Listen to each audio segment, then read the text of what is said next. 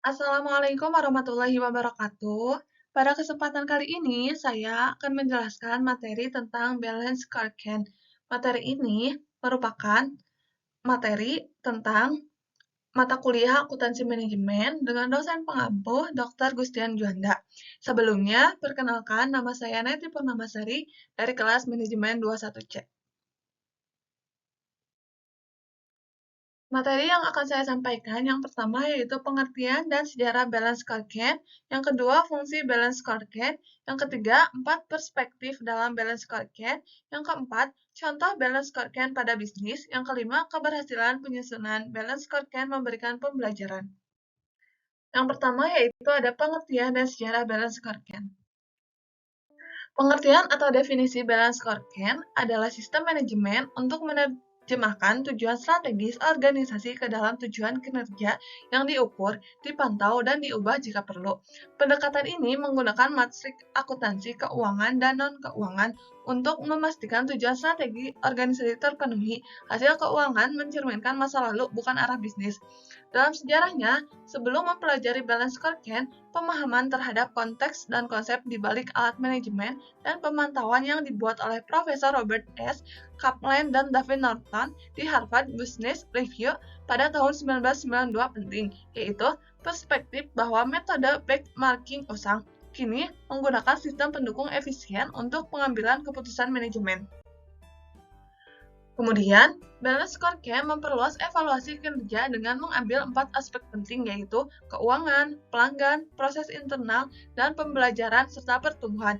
Ini diperlukan untuk memantau keputusan strategis perusahaan dan menggunakan indikator yang tepat ditetapkan di awal. Perusahaan memperluas kemampuan pengukuran dan pemantauan untuk mengukur semua titik rantai pasokan yang relevan.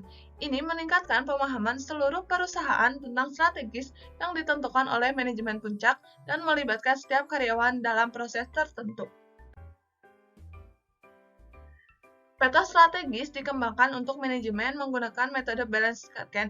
Metode ini merangkum pengukuran kinerja dan pengaruhnya pada pencapaian tujuan bisnis. Menurut Kaplan dan Norton, balance scorecard adalah penerjemah strategis dan komunikator kinerja yang memungkinkan manajer merelokasi sumber daya untuk mencapai tujuan strategis. Dari sejarah dan pengertian balance scorecard, dapat disimpulkan bahwa balance scorecard merupakan sistem manajemen bisnis yang baik, andal dalam monitoring, pengolahan, dan pendampingan keputusan perusahaan Anda. Kemudian, fungsi balance scorecard. Ada 5 fungsi. Yang pertama yaitu memberikan struktur pada strategi. Organisasi berbicara tentang kinerja dan strategis dalam berbagai cara yang unik, berbeda dengan manajemen keuangan atau sumber daya manusia. Ada banyak pendekatan manajemen strategis. Balance scorecard adalah cara terstruktur untuk memastikan semua area organisasi tercakup dengan mudah dan dipahami. Ini membantu menjaga tujuan Anda fokus, melacak kemajuan dengan pengukuran khusus, dan mengikuti inisiatif dengan pengetahuan dan data yang terkumpul. Fungsi kedua yaitu mempermudah komunikasi strategi dalam bisnis. Rencana bisnis dirancang untuk menyampaikan rencana strategis dengan jelas. Ini adalah alat bantu visual yang baik dan sederhana yang digunakan untuk menyelaraskan setiap departemen atau divisi dengan tujuan mencapai tujuan bisnis tingkat tinggi. Fungsi yang ketiga yaitu ini menyelaraskan departemen dan divisi. Dengan balance scorecard, divisi dan departemen dapat selaras dengan strategi perusahaan, menghubungkan tujuan kritis dengan tujuan keseluruhan. Anda bisa mengaplikasikan pengukuran Anda ke perusahaan dan proyek dihubungkan dengan proyek perusahaan dengan struktur balance scorecard.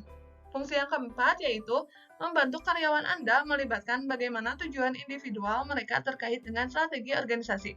Balance scorecard dengan kerangka kerja organisasi berfokus pada strategi memungkinkan individu menyelaraskan tujuan mereka di seluruh organisasi, termasuk karyawan yang menetapkan tujuan kinerja reguler untuk tinjauan pribadi tahunan dan menghubungkan dengan tujuan divisi atau departemen.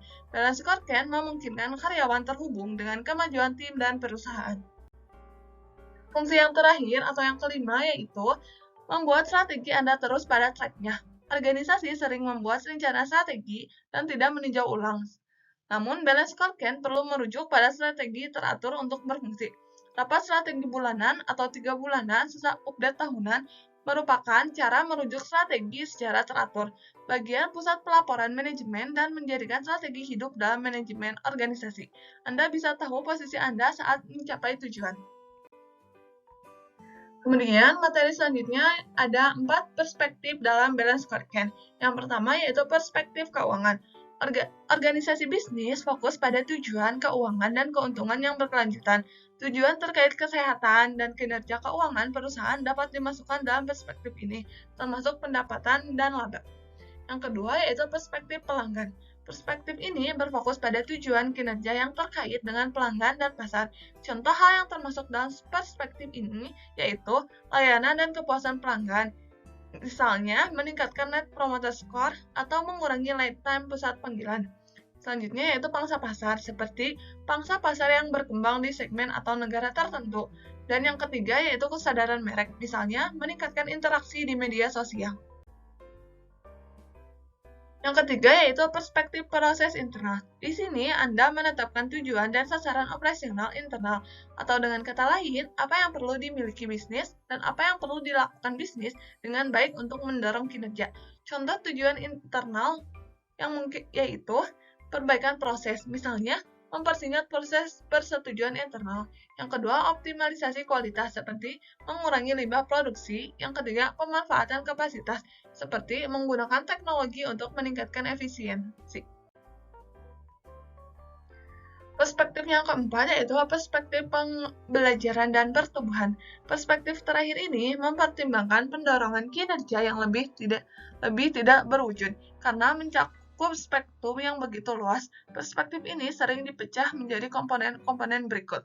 Yang pertama yaitu modal manusia, seperti keterampilan, bakat, dan pengetahuan. Contohnya, misal penilaian keterampilan, skor manajemen kinerja, efektivitas pelatihan. Yang kedua yaitu modal informasi, yang termasuk yaitu database, sistem informasi, jaringan, dan infrastruktur teknologi, seperti sistem keselamatan, sistem perlindungan data, investasi infrastruktur.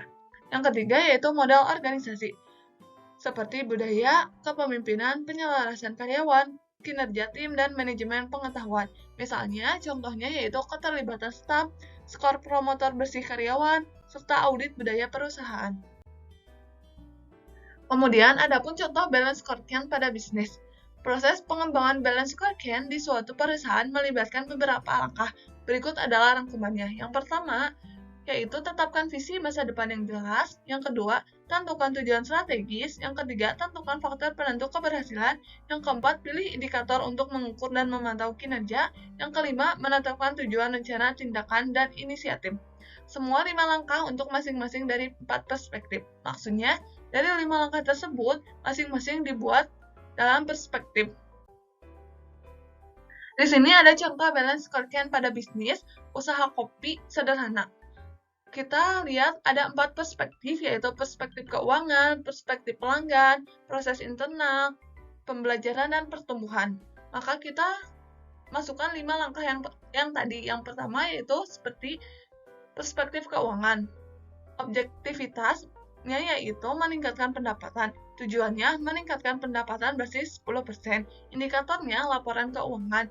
Inisiatifnya membuat aturan baru untuk pembayaran dengan metode kredit. Yang kedua yaitu perspektif pelanggan. Objektivitasnya yaitu memiliki tingkat pembelajaran pelanggan yang tinggi. Tujuannya yaitu meningkatkan penjualan per pelangganan 15% dari rata-rata. Indikatornya yaitu nilai dan inovasi per penjualan. Inisiatifnya yaitu improvisasi produk, mix, dan paket building. Yang ketiga yaitu perspektif proses internal. Objektivitasnya yaitu menawarkan pilihan saluran penjualan lainnya. Tujuannya yaitu membuat setidaknya 30% penjualan ke saluran penjualan baru. Indikatornya yaitu persentase penjualan dari saluran baru. Inisiatifnya yaitu bergabung dengan jasa layanan pengantaran makanan dan toko online. Perspektif yang terakhir yaitu perspektif pembelajaran dan pertumbuhan. Objektivitasnya yaitu memiliki tenaga penjualan yang terampil. Tujuannya melatih tim penjualan. Indikatornya seperti jumlah sertifikat yang didapat oleh tim penjualan. Inisiatifnya yaitu bekerja sama dengan perusahaan pelatihan penjualan. Kemudian, materi selanjutnya tentang keberhasilan penyusunan balance curriculum memberikan pembelajaran. Yang pertama yaitu keterlibatan kepemimpinan senior, yang kedua mengartikulasi visi dan strategis perusahaan, yang ketiga mengidentifikasi kategori kinerja yang menghubungkan visi dan strategi terhadap hasil, yang keempat terjemahan papan nilai kepada tim, divisi, dan tingkat fungsi. Yang selanjutnya yaitu yang kelima, kembangkan pengukuran yang efektif dan standar yang berhasil, jangka pendek dan jangka panjang, memimpin dan tertinggal. Selanjutnya yaitu kenakan penganggaran yang tepat, teknologi informasi, komunikasi, dan sistem imbal jasa. Yang keenam, melibatkan balance scorecard sebagai proses continuous, membutuhkan perbaikan, penilaian ulang, dan pemutakhiran. Serta yang terakhir yaitu percaya bahwa balance scorecard sebagai fasilitator perubahan kultur dan organisasi. Cukup sekian materi yang dapat saya sampaikan tentang balance scorecard.